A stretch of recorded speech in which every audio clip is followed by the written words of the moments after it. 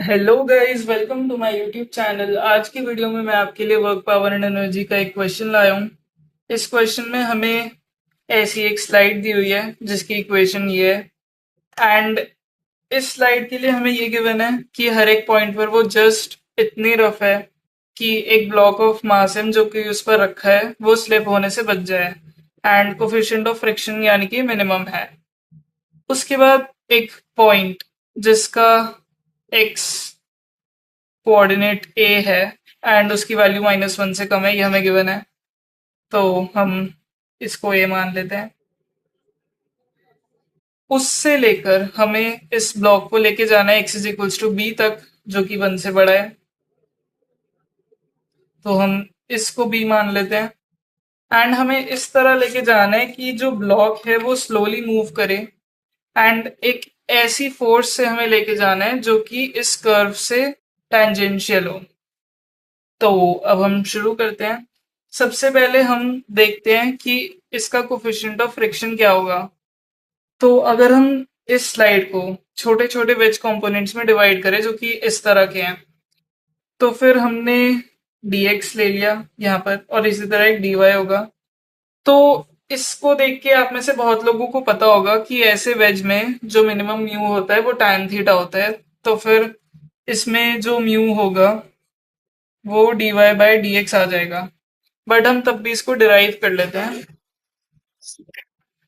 तो अब ये हमें एक वेज गिवन है, ये एंगल थीटा है। एंड यहाँ पर एक ब्लॉक है जिसका मास एम है। एंड हमें मिनिमम कोफिशिएंट ऑफ फ्रिक्शन निकालना है जिससे ये ब्लॉक नीचे ना आए। तो जो ग्रेविटेशनल पुल के चलते फोर्स होगी वो होगी एम जी साइन थीटा। ये आप लोगों को पता होगा। यहाँ पर जो फोर्स होगी वो होगी म्यू एन। जो नॉर्मल फोर्स होगी इस ब्लॉक की वो होगी एम जी कॉस थीटा। तो जो ये फ्रिक्शनल फोर्स होगी ये होगी mu M G cos theta. And हमें इसको इक्वेट करना है with M G sine theta. अब यहाँ से एम जी कट जाएगा and mu is equals to tan theta, जो कि हमें अब यहाँ पर गिवन है। तो अब हमने इसको इतने छोटे कंपोनेंट्स में डिवाइड कर दिया है। तो अब यहाँ पर दो तरह के सिनेरियोज होंगे। जब हमने ऐसा एक एलिमेंट लिया तो पहला सिनेरियो ये होगा कि हम ब्लॉक को नीचे से ऊपर लेके जा रहे हैं, जो कि होगा यहां से लेकर यहां तक और यहां से लेकर यहां तक। एंड दूसरा सिनेरियो ये होगा कि हम ब्लॉक को ऊपर से नीचे ला रहे हैं, जो कि होगा यहां से लेकर यहां तक। तो सबसे पहले हम इन दोनों पॉइंट्स का एक्स कोऑर्डिनेट निकाल लेते हैं। तो ये हमारा ग्राफ है। तो इसका dy बाई डी एक्स आ जाएगा 3x² - 3। तो यानी कि जिन पॉइंट्स पे स्लोप 0 होगा उसके लिए x की वैल्यू होगी ±1। तो हमें क्योंकि ये गिवन है कि a की वैल्यू -1 से कम है, जो कि हम देख सकते हैं, एंड b की वैल्यू 1 से ज्यादा है, तो चीजें हमारे लिए थोड़ी सी आसान हो जाती है यहाँ पर। अब हम इसको आगे सॉल्व करते हैं। तो हम सबसे पहले इस छोटे से वेज कंपोनेंट के लिए वर्क डन निकालते हैं फॉर द सिनेरियो जब हमें ब्लॉक को नीचे से ऊपर लेके जाना है।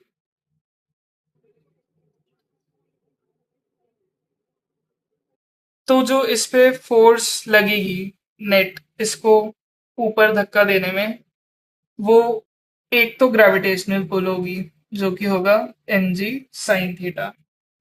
एंड फ्रिक्शनल फोर्स भी लगेगी, तो वो हो जाएगा mu M G cos theta. तो अब इस फोर्स से हम इस लेंथ को मल्टीप्लाई अगर कर दें यहां से लेकर यहां तक की लेंथ को, जिसको हम एल मान सकते हैं, तो फिर इतना वर्क डन आ जाएगा। अब हम इस लेंथ को इसके अंदर ले जाते हैं ब्रैकेट के।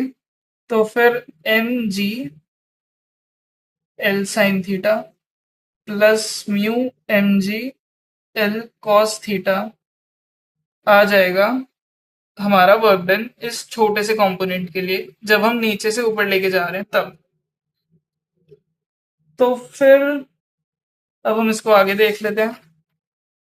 एल साइन थीटा की वैल्यू हो जाएगी D Y and L cos theta की वैल्यू हो जाएगी डी एक्स। तो अब हम इसको यहाँ पे सब्सटीट्यूट कर देते हैं। तो एम जी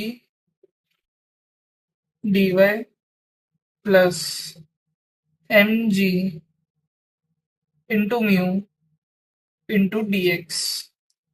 अब यहाँ पर जो म्यू है इसकी वैल्यू हमने देख लिया था, हर जगह पर tan थीटा होगी जब यहाँ पर ये थीटा है तो, एंड tan थीटा की वैल्यू हो जाएगी D Y by D X.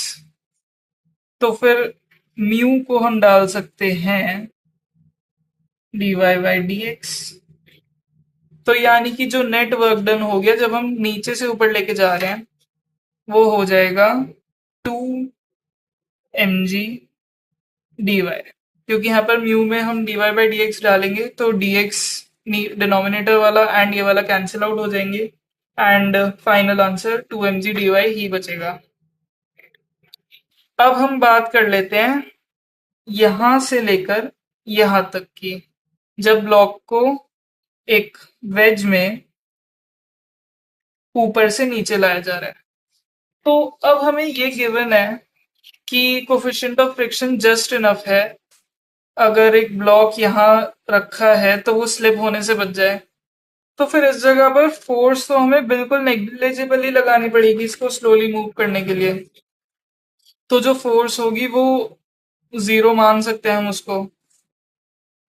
तो फिर इसलिए सिंस फोर्स 0 होगी तो फिर इस स्लाइड के यहां से लेकर यहां तक वाले पार्ट के लिए यहाँ पर x की वैल्यू 1 है एंड यहाँ पर x की वैल्यू -1 है। तो इसके लिए वर्क डन की वैल्यू 0 होगी, क्योंकि यहाँ पर फ्रिक्शन ऑलरेडी जस्ट इनफ है कि ब्लॉक स्लिप होने से बच जाए। तो फिर जब ब्लॉक यहाँ पर रखा होगा तो फिर वो एक इक्विलिब्रियम कंडीशन में होगा। तो अब हमें निकालना है कि हम ब्लॉक को ऊपर से नीचे से लेकर ऊपर यहाँ तक लेके जा रहे हैं एंड फिर यहाँ से लेकर यहाँ तक लेके जा रहे हैं, तो उसमें क्या नेटवर्क डन होगा। तो हमने यहाँ पर देख लिया कि छोटा सा वर्क डन एक छोटे से वेज कंपोनेंट के लिए इतना होगा। तो अब हम आगे बढ़ते हैं। तो यहां से लेकर यहां तक अगर हमारा वर्क का छोटा सा एलिमेंट dw अगर इतना आ गया तो फिर जो टोटल वर्क डन होगा यहां से लेकर यहां तक ले जाने में, अगर इसमें change in y component delta y हो तो फिर हम उस वर्क डन को सिंपली 2 mg डेल्टा y लिख सकते हैं, क्योंकि एक छोटे से कंपोनेंट के लिए यहाँ पे dy को इंटीग्रेट करके डेल्टा y ही आएगा। तो अब हम यहाँ पर डेल्टा y की वैल्यू निकाल लेते हैं यहाँ से लेकर यहाँ तक के लिए। तो डेल्टा y की जो वैल्यू आएगी वो होगी x³ -3x, जब x की वैल्यू है -1, तो यानी कि -1 का क्यूब -3 इंटू -1, ये हो गई y की वैल्यू जो कि यहाँ पर है। अब दिस माइनस y की वैल्यू जब x a है तो ये हो जाएगी a³ -3 टाइम्स a। तो अब ये जो डेल्टा y की वैल्यू हो गई ये हो गई -3 और -1 होके +3 हो जाएगा। तो 3 - 1 2 माइनस a³ -3a। तो यानी कि यहां से लेकर यहां तक जो वर्क डन होगा वो था 2 mg डेल्टा वाई। तो फिर हम यहां तक का वर्क डन निकाल लेते हैं। जब x की वैल्यू a है, उस पॉइंट से लेकर x की वैल्यू -1 तक, वो आ जाएगी 2 mg 2 - a³ +3a। ये हमारे पास आ गया। अब अगर हमें वर्क डन निकालना हो यहाँ से लेकर यहाँ तक, तो ये हमने डिस्कस कर लिया कि वो 0 होगा। अब हमें निकालना है यहाँ से लेकर यहाँ तक, तो वो फिर से यही होगा 2 mg dy। तो अब हम वर्क डन निकाल लेते हैं। x इज इक्वल्स टू 1, जो कि है ये वाला पॉइंट, उससे लेकर x is equals to b तक, तो वो आ जाएगा 2 mg डेल्टा वाई, जो कि होगा इस इक्वेशन को देखते हुए b³ -3b minus x is equals to 1 पर इस चीज की वैल्यू, यानी कि 1 - 3, ये इक्वल हो गया 2 mg b³ -3b +2 के। अब